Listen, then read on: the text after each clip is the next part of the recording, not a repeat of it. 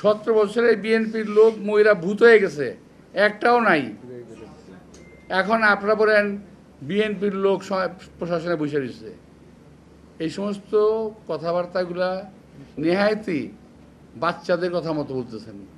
বাচ্চারা যেমন কথা বলে, আমি খাবো না, কেন খাবো না, খাবো না, তা আমি নির্বাচনে যাব না, কেন যাব না, যাব না, বিএনপি বসে রয়েছে এখানে।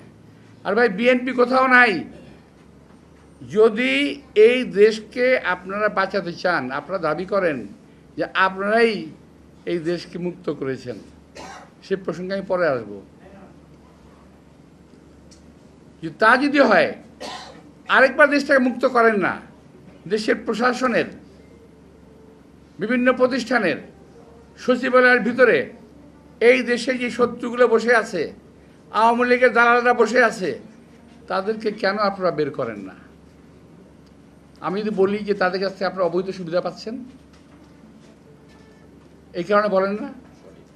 আমরা তো অনেক কথা বলেছি, আমরা তো অনেক কথা বলি যে এই আওয়ামী দোসর, আওয়ামী দালাল যারা পুলিশে আছে, যারা বিভিন্ন প্রতিষ্ঠানে আছে, যারা সচিবালয়ের ভিতরে আছে, যারা প্রশাসনে আছে, তাদের সবাইকে চিহ্নিত করে সাজার আওতায় আনতে হবে। কারণ তারা 17 বছর আওয়ামী লীগকে সাহায্য করেছে ক্ষমতা থাকার জন্য।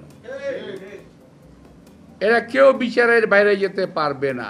আর একটা কথা, ইদানিং একটা গ্রুপ চালু করছে, খুব চালু। আমি যারা নাকি ফেসবুক আপনারা দেখেন এবং কাজ করেন, তাদেরকে বলছি যে এখানে প্রতিবাদ করবেন,